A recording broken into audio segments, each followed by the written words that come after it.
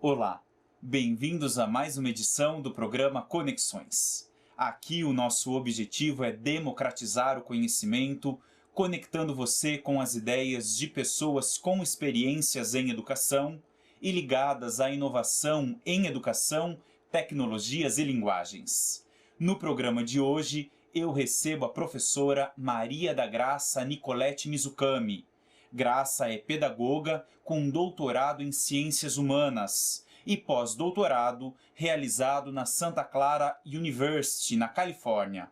Atualmente é professora da Universidade Presbiteriana Mackenzie e do Programa de Pós-Graduação em Educação da UFSCar. É co-organizadora da série Aprendizagem da Docência, publicada pela EduFiscar. Foi membro do Comitê de Assessoramento CAED do CNPq, no período de 2006 a 2009, e é membro titular do International Council for Education on Teaching.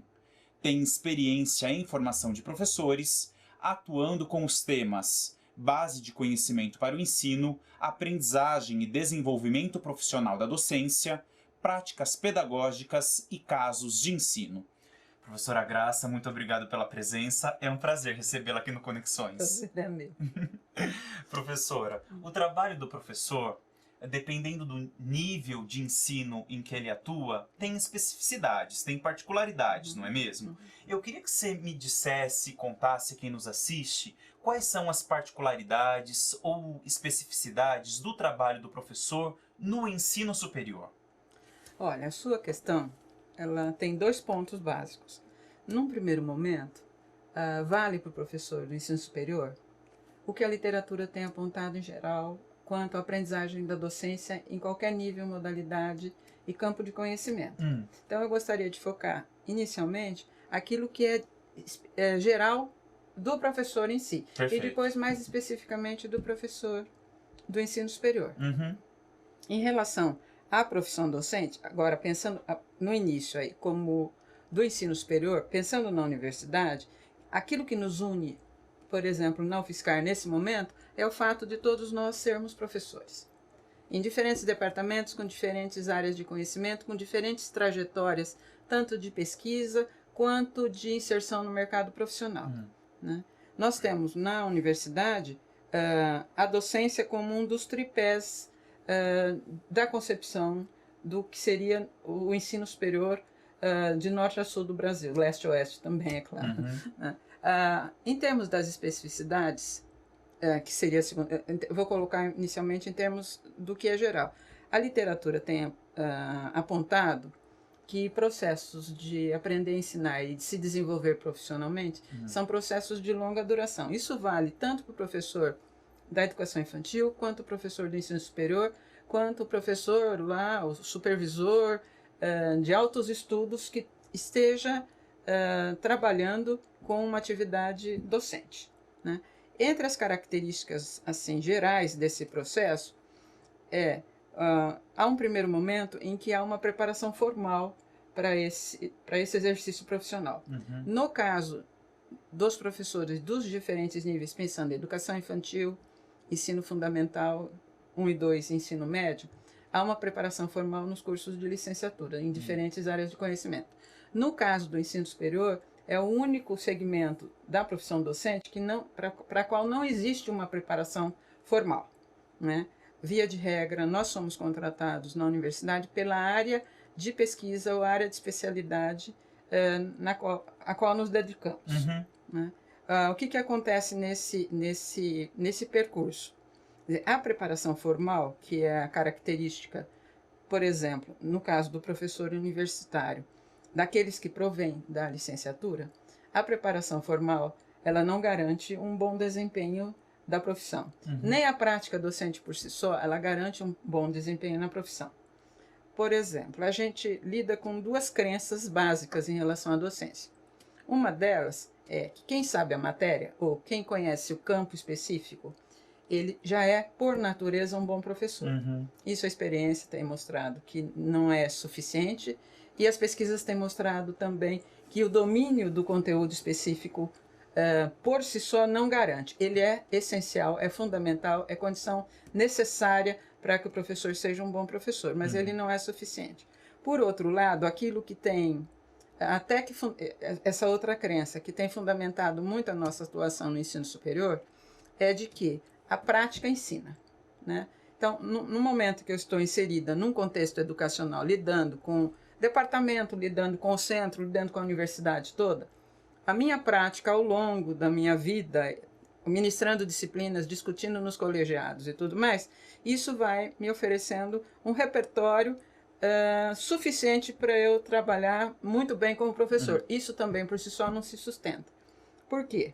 A experiência também ensina lições erradas, a experiência também faz com que a gente cristalize várias formas de atuar que não são as melhores, e também ela pode, no sentido aí de cristalizar, ela pode nos ensinar que determinados procedimentos eles são universais para qualquer contexto, para qualquer turma, para qualquer momento da carreira da gente. Exato. Né? O que a literatura tem mostrado, e a experiência também tem mostrado, é que essa aprendizagem a qual eu estava me referindo no início, como sendo contínua e como sendo até de longa duração, ela depende tanto de fontes teóricas, como ela depende de uma experiência, mas uma experiência objetivada, analisada, refletida. Sim. Então, são duas fontes essenciais. Então, conteúdo específico é importante, importantíssimo, e sem o qual não se ensina. Né? Exato. A experiência é importante? É, mas ela também tem de ser analisada e tem de ser problematizada.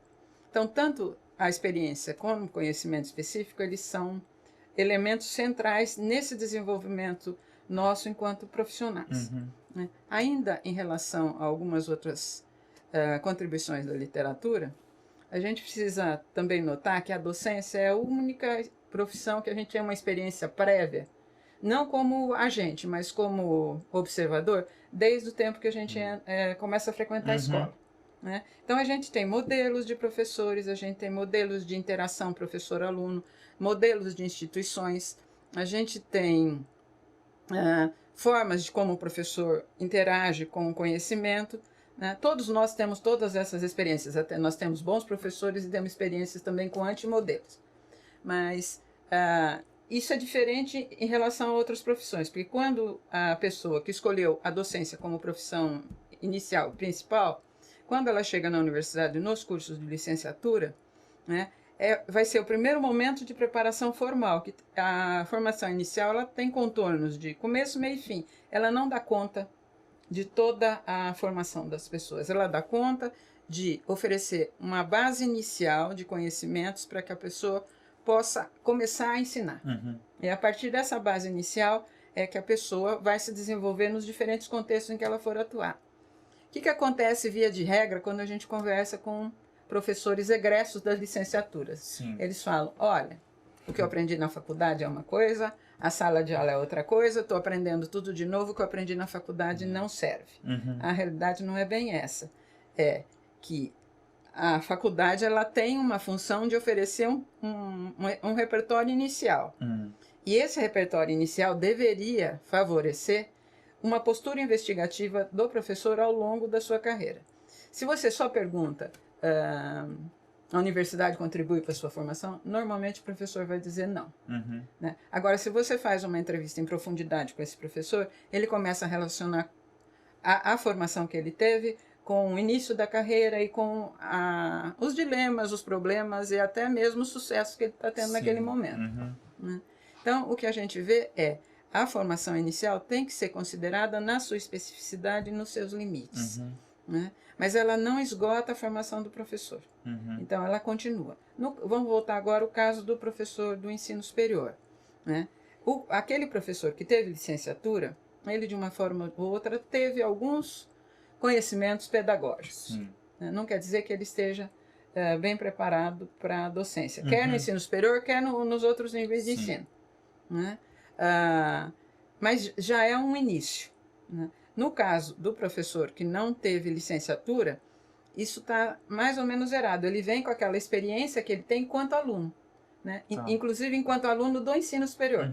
Então, ele tem aquilo que a gente denomina de aprendizagem por observação, não só vamos supor que ele fez educação infantil, Fundamental 1, Fundamental 2 e médio, e a universidade. Então, no caso da licenciatura, essa aprendizagem por observação é mais forte até o ensino médio. No caso do professor do ensino superior, ela é mais forte até o ensino superior. E as pesquisas têm mostrado que os modelos aos quais a gente foi submetido ao longo do nosso processo de escolarização, eles são muito fortes na configuração das práticas pedagógicas. Né? Então, eu vou até citar a primeira aula que eu dei. Né? A primeira aula que eu dei foi uma aula de substituição de uma professora de psicologia. Eu estava no 2º ano de pedagogia, ela me disse, olha, eu vou faltar, indiquei você para me substituir, e você vai trabalhar, era psicologia, era uma corrente da Gestalt. O que eu fiz? Eu estudei o ponto no manual, estudei o ponto da Gestalt, eu estava bem estudado, sabia muito bem, e cheguei, era uma aula de 50 minutos, para o curso normal, que era o curso de formação de professores na época. O que eu fiz? Eu falei, dei o ponto. Em 10 minutos eu tinha acabado de dar o ponto e a aula tinha 50 minutos. Mas o que é isso? Isso era a forma de ensino ao qual eu estava submetida e que para mim era muito eficiente. Sim. Então, eu só fui sentir que esse tipo de transmissão não era tão eficiente quando eu estava na situação e vi que aquilo não dava nem conta do recado e nem me dava elementos para saber se as pessoas tinham entendido o que eu estava trabalhando. E é nesse sentido, então, que a questão é, o professor do ensino superior não passou por uma licenciatura, ou seja, não foi minimamente introduzido ao universo aí do ensinar a aprender formalmente, apesar desse aprender a ser docente por observação que você cita. Como é que então esse professor que tem um conhecimento específico do conteúdo, que ainda não tem experiência, como é que ele aprende a ser um bom professor ou a dar conta de todas essas demandas dentro de uma sala de aula? Ele aprende da maneira, eu diria, eu não sei se é mais sofrida, né? Mas é a mais... É aquela que é realizada por tentativas e erros. Né? Via de regra, as universidades não oferecem espaços de socialização profissional e mesmo de discussão das práticas dos alunos, que tipo de aluno essa universidade recebe, qual é a função, por exemplo, daquele componente curricular ou daquela disciplina que o professor está ministrando em relação às demais da grade curricular e a relação dessa disciplina com as demais da grade com o perfil do profissional que se pretende formar, né? Então, há várias informações que, eu não sei nem se são informações, eu acho que são tipos de conhecimentos mesmo, que o professor, quando ingressa na universidade, ele não possui e vai ter. Muitas vezes ele tem ele vai às duras penas começar a entender. Uma das coisas, por exemplo, é até o funcionamento da universidade. Sim. Eu me lembro quando eu entrei aqui na UFSCar em 81, a gente tinha 2 departamentos no Centro de Educação. Um deles era DTE, Departamento de Tecnologia Educacional, e o outro tinha um nome que eu demorei muito para entender, que era DEFUCIF, né? Que era Departamento de Fundamentos Filosóficos e Científicos da Educação, acho que era isso. Né? Então, até, por exemplo, nome de departamento, como é que funcionam as coordenações, como é que faz um plano de ensino, como é que você se afasta, por exemplo, se você está... No meu caso, eu estava fazendo doutorado naquela época. Eu me lembro que às vezes eu saía escondido, porque eu não sabia até as dinâmicas de afastamento ao qual o professor tem direito. Eu acho que a situação agora é completamente diferente, mas resguardadas as proporções e as diferenças aí de época, né, muitas vezes quando a pessoa ingressa numa instituição de ensino superior, ela desconhece a estrutura e o funcionamento da instituição e até os diferentes setores aos quais ela pode recorrer. Ao mesmo tempo, via de regra, no ensino superior, não há uma instância de discussão do currículo dos cursos que envolva uma participação efetiva de todos os professores e nem disso que eu coloquei antes, que é a relação da minha especialidade de pesquisa com a minha especialidade do ensino e como eu relaciono ensino e pesquisa na grade curricular ou nas minhas interações com os alunos. Né? Então, isso é bastante complicado. O que está acontecendo no momento? No momento, há uma política de... eu não sei se é de processos formativos, é de oferecer nas instituições de ensino superior espaços formativos para o desenvolvimento profissional desses professores. eu gostaria de deixar claro que não é o professor que tem a licenciatura que vai ser o mais bem-sucedido. O contexto universitário é muito diferente.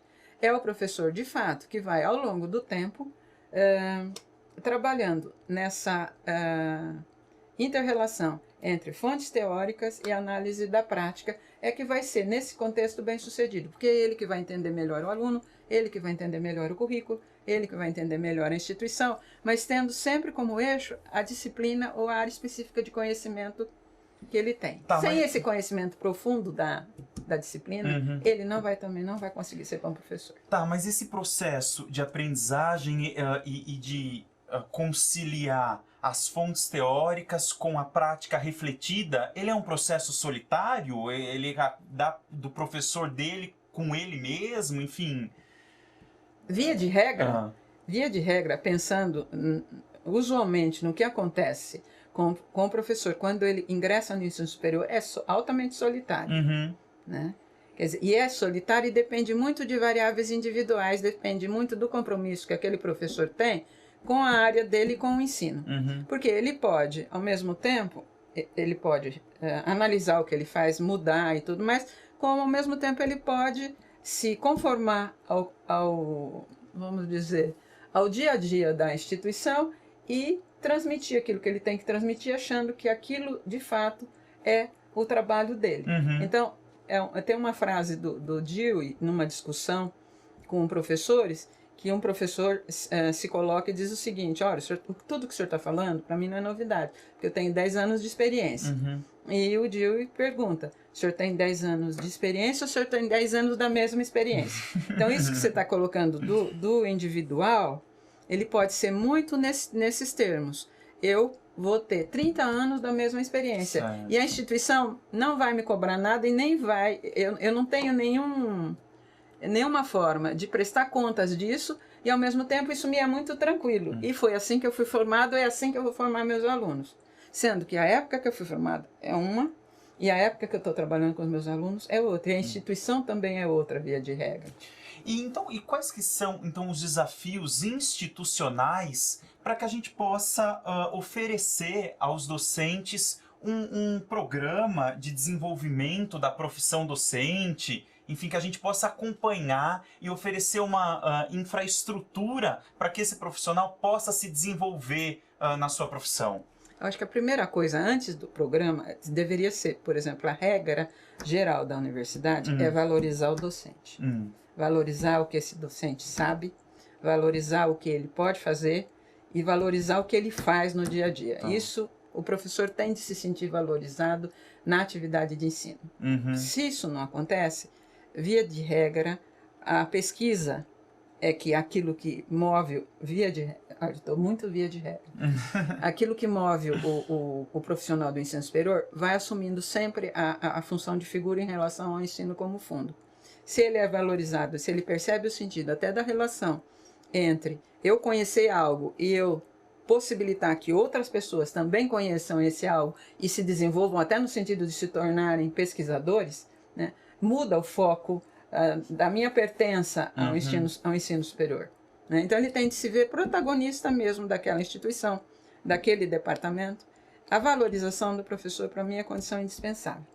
Uma outra é a instituição se assumir como formadora. Porque qualquer processo formativo, esses que a gente tinha colocado até o da licenciatura, ele tem começo, meio e fim, e ele é relativamente descontextualizado da vida profissional dos professores. Ele tem uma importância em termos de um ponto de partida. Agora, se você for pensar em instituição, é a instituição que tem os alunos, é a instituição que tem os funcionários, é a instituição que tem a estrutura física, é a instituição que tem as formas de interação com diferentes órgãos de políticas públicas. Então, é nessa instituição que ele deve continuar a se desenvolver. E se a instituição não valorizar a docência, ele vai priorizar apenas a pesquisa. E isso é muito fácil de se fazer na época atual, por conta de CAPES, de todos os mecanismos de cobrança de produção, muito mais de cobrança numérica do que de cobrança qualitativa. Né? Então, no dia a dia da vida profissional da docência do ensino superior, as cobranças de pesquisa elas vão assumir uma função muito mais forte no direcionamento do trabalho do professor. Sim. Então, é uma forma que a instituição deveria conseguir de equilibrar ensino e pesquisa e até possibilitar que o professor, não sozinho, mas com os pares também, verifique essas relações de ensino-pesquisa. Então, a atividade que é individual, solitária, eu acho que muitas vezes ela continua, mas a instituição deveria oferecer formas de coletivizar e de socializar as experiências bem-sucedidas, de socializar dilemas, problemas, formas de enfrentamento. Certo. Né? Porque eu aprendo muito com o outro também, Sim. E é o outro que está na mesma situação que eu estou. E acho que um pouco nessa direção, a UFSCar vai aí desenvolver, passar a oferecer aos seus professores um programa né, de desenvolvimento da profissão docente, onde se insere um curso docência no ensino superior, do qual você será professora. Qual que é a dinâmica desse curso e o que é que se pretende trabalhar durante esse curso, professora? Então, o curso é a denominação que a gente dá por conta de ser no ambiente formativo Sim. da universidade. Eu traduziria esse curso como um espaço que o professor, no caso específico desse que se chama PDD, no caso específico seria de oferecer situações, né, de análise da própria prática, de análise de algumas fontes teóricas, em que pudesse haver socialização entre as pessoas e pudesse haver situações de análise de práticas pedagógicas. Então eu não caracterizaria como um curso com um conteúdo curricular a ser dado, mas eu caracterizaria muito mais como um espaço de desenvolvimento profissional em que os professores podem conversar uns com os outros a partir de temas e a partir de problemas, a partir de dilemas que eles enfrentam no dia a dia. Eu vou colocar escolar porque a universidade é uma escola. Né? Isso não quer dizer que vai ficar apenas na análise do que eu faço, do que você faz. O programa não pretende ser invasivo, mas pretende muito mais oferecer situações em que o ensino seja problematizado e até a própria docência seja problematizada. A ideia é que a UFSCar não seja invasiva, e principalmente com os professores iniciantes, né? Mas que ofereça a esses professores iniciantes uma base que, num primeiro momento, evite os problemas iniciais de quem está ingressando numa instituição sem conhecer a instituição e, num segundo momento, já coloca esse professor em situações que ele pode se ver como pertencendo a um departamento, a um curso, a um centro, a uma universidade e, particularmente, a função docente. Perfeito. Eu quero, mais uma vez, agradecer, então, a sua presença aqui no Conexões. Foi um prazer recebê-lo e até uma próxima oportunidade. Muito obrigada. Vamos ver essa próxima oportunidade. A vocês que me assistem, o meu abraço e até a próxima edição do Conexões.